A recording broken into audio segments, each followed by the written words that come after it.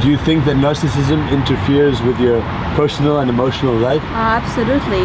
Narcissim mentioned that. He said that if you're completely narcissistic, I cannot pronounce the word in English, it will affect you emotionally because you always worry about yourself, you always have constant concerns about yourself, and it's very difficult for you to make friends, it's very difficult for you to interact with your family, and it's almost impossible to have a committed, serious relationship.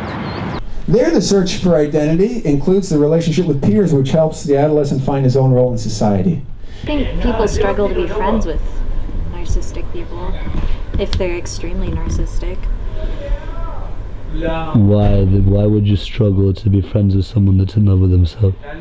Because then they don't pay any attention to the other people around them. They're only concerned with themselves. And friendships are two-way. Narcissist takes only care of themselves and is only concerned for themselves and really lacks a connection to real-world relationships and other people.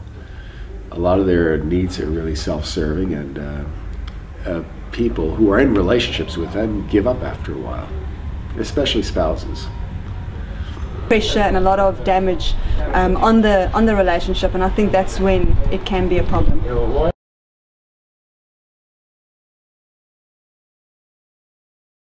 I think that someone who takes pictures of themselves 100 times in their bathroom, there's a problem. I think that everyone who posts pictures of themselves online is narcissistic.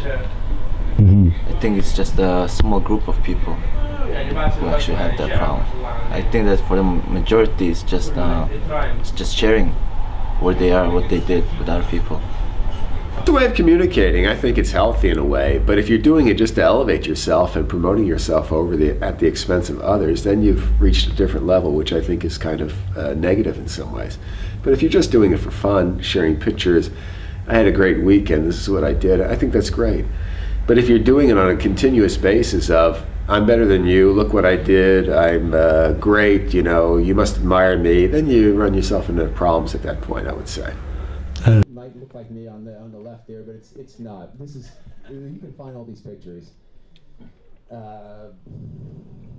Now with Facebook you can kind of count how narcissistic people are, because they look for the more likes they have on their status or photo or I don't know what can post on Facebook. So social media is the effect or the result of, rather than the cause of narcissistic behavior. It means we're already narcissistic. Before social media was ever invented, we already had issues with narcissism. And narcissists have created some of this social media as well. All you have to do is take a look at the movie on Mark Zuckerberg. You will have an idea about him a little bit. I do think that narcissism is a natural part of being a human being. It's about whether your narcissism is healthy, a good sense of healthy, confident narcissism, or whether it's bad. Professor Gurman was talking about being narcissistic and having really good, strong attachments with other people, that being healthy. And of course, when you don't have the strong attachments with people and it is all about yourself and you can't develop attachments, then it obviously becomes unhealthy. So yes, I do think that it's part of being a healthy human being. On the internet, if you go on YouTube or Twitter, even Facebook, Tumblr, you will see like fitness blogs, and they're very interesting and they actually like encourage you to have a healthy lifestyle, and sometimes it's really fun. Like I see some YouTubers, boys and girls, they're showing you what they eat and the sports they do and their healthy lifestyle, but they make it really fun. And I mean, you see their faces. Most girls have makeup on when they do their workout, so yes, there is a self-love, but it's not exaggerated. The world to a world that includes the other. That means that the love can go from the child to the object, obviously the parent, and from the parent back to the... Again, like I said with the first question, I do think that there is unhealthy narcissism and there is healthy narcissism, and it's when you tend more towards the unhealthy narcissism, where you do battle with relationships and attachments, that it becomes a problem. And I think there is a strong focus on people becoming more narcissistic with wealth, increasing and materialism increasing, there is that level that people need to be aware of. And at the same time, you can have an attachment to other people. That's what's going to differentiate you with healthy narcissism and people who have unhealthy narcissism.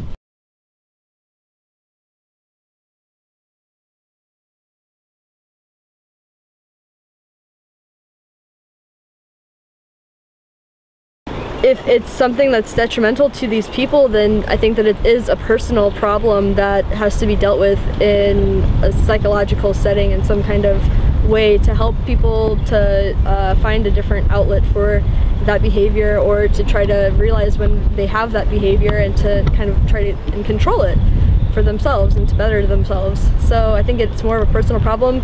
If society could do anything about it, it would have to be through the media, and the media would have to make, you know, some kind of awareness about it so that people are aware and realize when they're acting in ways that could be detrimental to themselves. I think it depends on the level that the narcissism is at, and I'm not too sure exactly. Obviously the DSM has criteria that needs to be filled in order to be classified as narcissistic, so that criteria needs to be fulfilled. But I do think that it does perhaps start from a youngish age, and it can get worse and worse, but it just depends on if the criteria is filled, if it does lead to therapy. We still have a narcissistic personality disorder. Whether or not they'll be on the DSM-5 that comes out later this year, we'll find out. There's rumors that they're taking it out because narcissism is becoming so commonplace. But now the latest rumors are that it looks like it'll still be there. So there's a diagnosis for it as of right now, today, April 16, 2013, because we think these people should be treated, and that they should adjust their behavior in order to be more connected to people. So I think it's an important diagnosis. If it is removed from the DSM-5, a lot of colleagues and people in the field think it's a major mistake in doing so.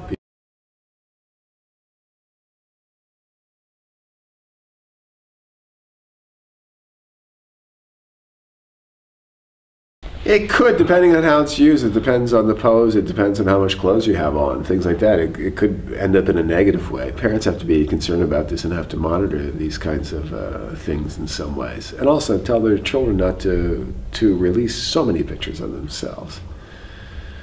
There's always, again, a light side to things and a negative side to things. So if it's overdone, if the wrong person sees the pictures, then you could have problems.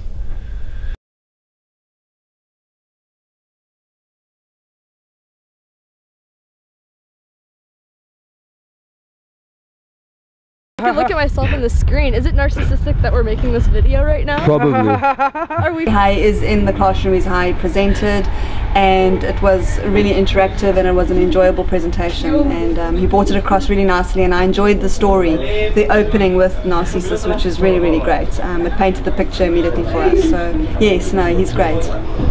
Okay.